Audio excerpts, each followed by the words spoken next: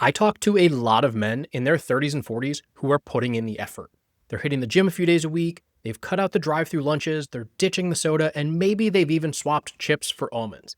And on paper, it looks like they're doing every single thing right. But here is the frustrating part. Nothing is changing for them or for you.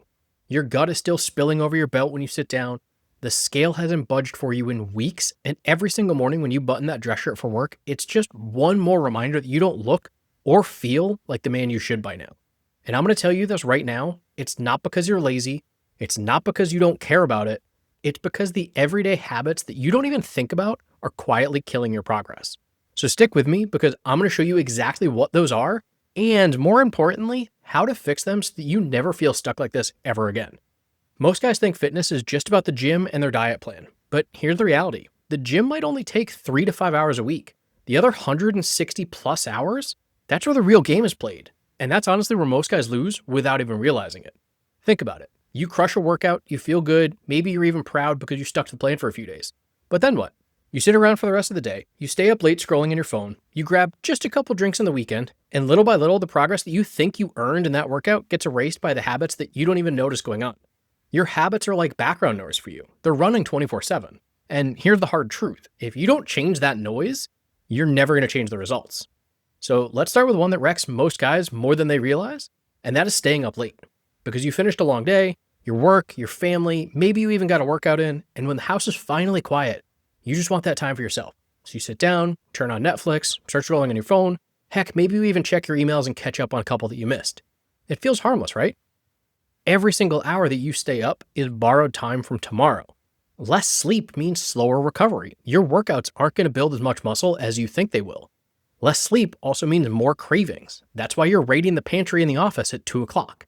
And less sleep means more stress. Your cortisol is going to spike, you're going to retain more water, and the scale just isn't going to move for you. And here's the part that nobody is connecting. You think that you're just being disciplined by staying up late to work or to, quote, get things done. But what you're really doing is you're sabotaging your progress for tomorrow before you even wake up. So what's the fix here? Pretty simple. Start treating your sleep just like any other part of your training program. Set a bedtime. Put your phone down an hour before you go to bed. Read, stretch, do anything that is going to calm your brain instead of firing it back up. And you want to aim for a baseline of at least 7 hours. Think of it just like charging your phone. You wouldn't start your day at 30% battery and expect to last through your entire day of meetings, calls, deadlines, and commutes. But that's exactly what most guys are doing with their body when they sacrifice that sleep.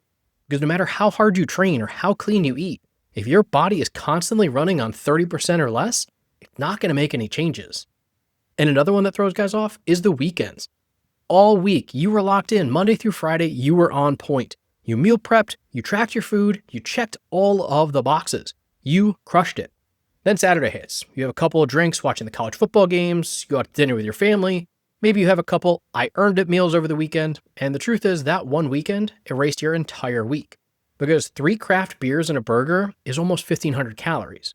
So if you've been in a 500 calorie deficit every single day, you just wiped out half the week in one meal. And this is where so many guys get stuck. Because they think, well, I was good all week, so I can relax a little bit, take my foot off the gas pedal. And here's the kicker though. Those resets don't just slow you down, they erase the progress that you've actually earned.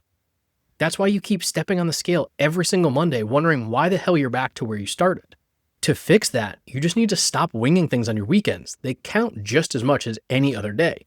Set a plan ahead of time. Decide what's worth it and what's not. Build it into your budget. If you know you're going out on Saturday, keep your breakfast and lunch very simple and protein focused. If you want to enjoy a beer, that's great, but only have 1 or 2, not 4 or 5 like you used to.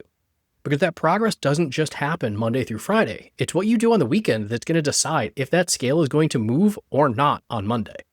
And this one hits almost every single guy that I work with, and that's sitting all day. You wake up, you drive to work, you sit in meetings, you grind it out at your desk, and then you drive home, and before you know it, you've been parked in a chair or sitting on the couch for 10 to 12 of your 16 hours a week. And here's the problem with that. Your NEAT, which is basically just the calories that you burn from moving around, absolutely tanks. And nobody tells you this, but you're probably burning more calories mowing the lawn than you do in a 45-minute workout session. That's why so many guys feel frustrated because they're working out, but they're still gaining weight. Because the other 23 hours of the day when they're not in the gym, They're completely sedentary. The simple fix here is just to move more. Movement becomes the minimum basis here.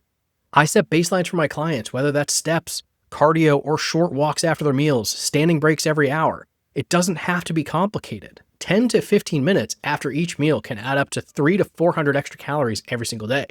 And that's the difference between seeing your progress stall or actually seeing the fat loss stick around. And here's the thing, I don't care how good your last lift session was. If you sit for 12 hours afterwards, you're not giving your body a chance to actually use that work and that extra muscle.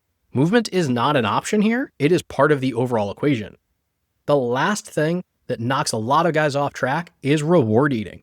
How many times have you crushed a project at work, you hit your deadlines, you closed that deal, and you tell yourself, I deserve this takeout, I deserve this meal, I deserve this beer. Does that sound familiar? That stress and reward loop sneaks more calories back in than almost anything else that you do over the course of a week, a month, or a year. And it's not because you're weak, man. It's because you were wired that way. Your brain feeds off of dopamine hits every single time that you were stressed. And that's why it chases that. Food is the fastest way to get that dopamine. Here's the problem with it. Every single time you reward yourself with food, you're hardwiring that loop. Stress, food, relief. Stress, food, relief. And the danger isn't just the calories. It's that you're building this identity of a man who handles his stress with takeout instead of strength. So instead of doing that, rewrite that loop in your brain. Reward yourself with something that's going to build you up instead of break you down. Go for a walk, hit a workout, buy yourself a new shirt when you hit a new milestone. Even something as simple as calling a buddy to celebrate instead of reaching for that takeout is going to make a difference. Because you're not going to break the cycle by just trying to muscle through it and be stronger. You're going to break it by creating a new loop in your brain that helps feed the man that you want to become. So here's the big picture. This is not about cutting more calories out. It is not about training harder. It is about fixing the everyday habits that have been quietly working against you for years and years and years. Because here's the truth. Your workouts only move the needle if your lifestyle allows them to. Your diet only sticks if your habits support it. Everyday habits are either quietly building the man you want to be or quietly killing your results. And the scariest part, you don't even notice it on the day-to-day. It's only when months have gone by, your pants are fitting tighter, your energy is tanking, and you realize that you've just been coasting this whole time. And that choice is yours. If you have been stuck, it is not because you're weak or lazy or undisciplined. It's because the wrong habits have been winning every single day. But you don't have to keep living like this. Fix these habits and progress will become simple again. Here's the best part. When you stack those wins day after day, month after month, you're not just going to lose that gut. You're going to rebuild your confidence, that energy, and that leadership. You're going to be the man that your family already deserves and sees you as. And if you're ready to start stacking those wins, just hit subscribe to the channel. Hit the link in the description and grab my free step-by-step blueprint to help men over 30 build that body back to match the man that they know they should be. Because your comeback starts now.